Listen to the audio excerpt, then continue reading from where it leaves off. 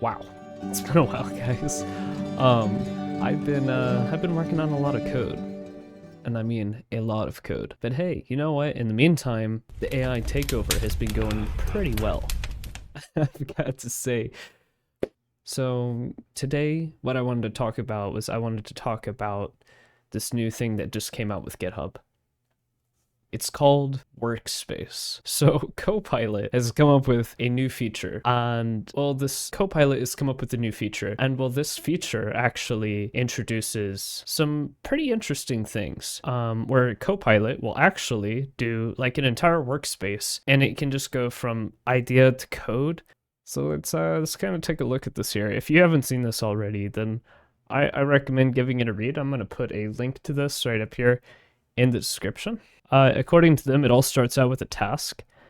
And if we take a look here, it says, for developers, the greatest barrier to entry is always the beginning, which is completely wrong.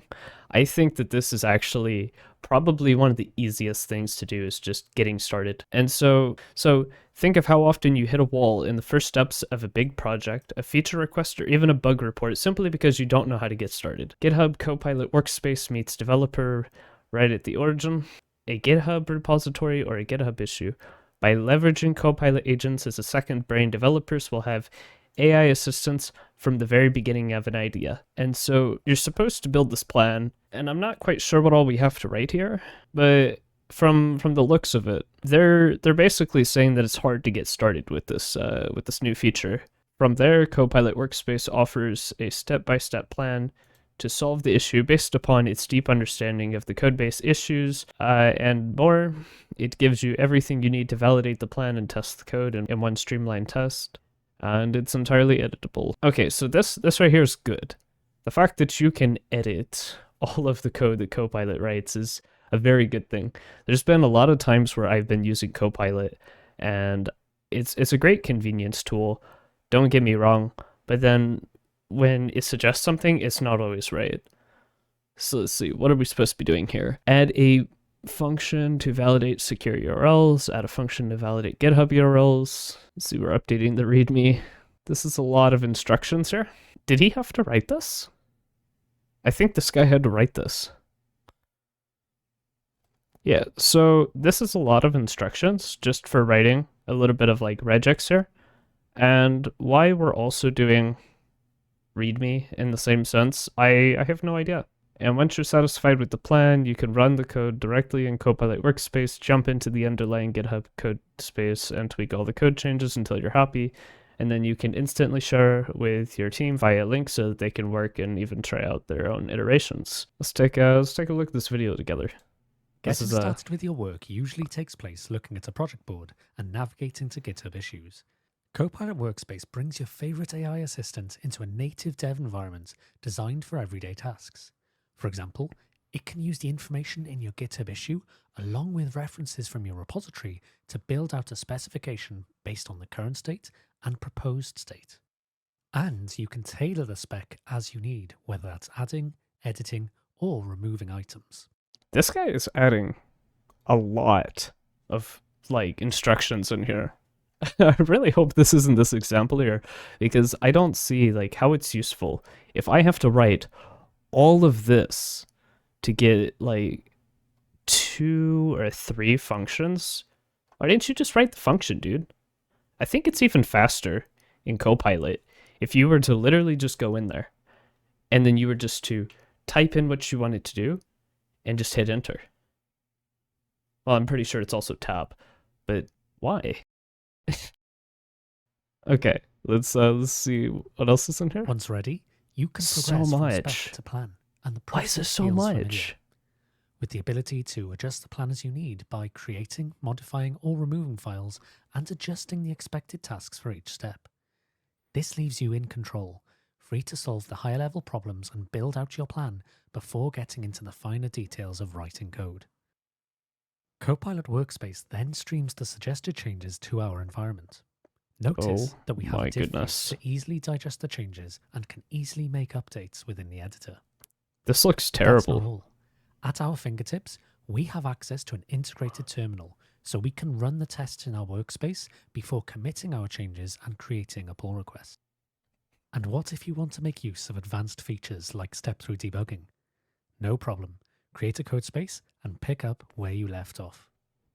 When you raise your pull request with Copilot Workspace, it generates a description for you and automatically adds a link to your workspace, adding a little bit more context for the reviewer and supporting their code review work. Okay, I don't know who reads a story for every single thing that you commit. I don't even think Microsoft's repository for like TypeScript has this much in a like pull request. Let's actually take a look. I'm kind of curious. We're just gonna go over here to pull request and let's find one actually.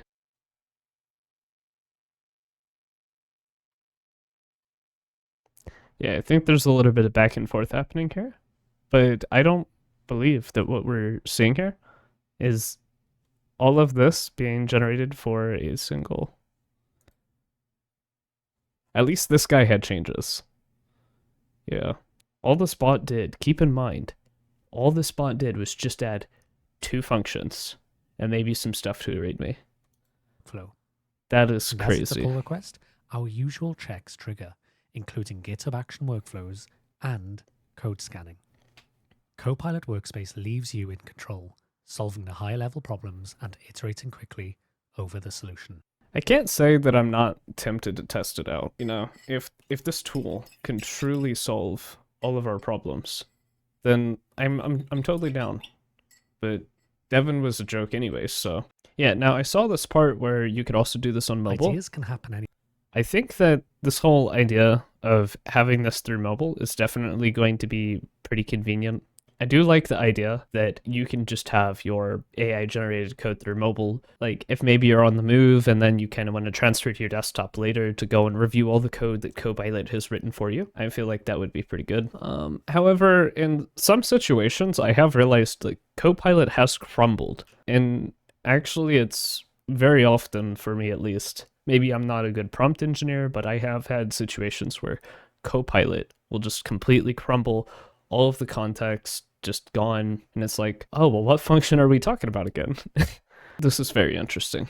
Yeah, definitely the feature where you're gonna have to look at this from like a perspective of going back and forth with the spot is pretty good. I feel like we're definitely going to need that. Copilot was already semi-reliable, but I wouldn't vote that it was fully reliable. I guess just if you're planning on using tools like this, you should just be really careful in general. Tools like this tend to crumble. So I'm kind of curious how Microsoft's going to carry it out with their Copilot Workspace. It's definitely an interesting project. And yeah, as I've stated before, and I'll state it again, I believe that AI is a great tool for those who have already kind of learned these things. And so once you learn these things, then this can be a very great tool, I feel like. But if you're just learning how to code, in that case, I don't think that this is going to be the most helpful of tools, especially since Copilot seems to crumble. However, I will applaud them in the sense that this definitely seems like it seems like a good middle ground. The AI is not completely doing everything for you, but it is doing enough so that it could technically get you started on a new project. That's a pretty good take. So yeah, let me know what you think of it down in the comments, and let's go get some coffee.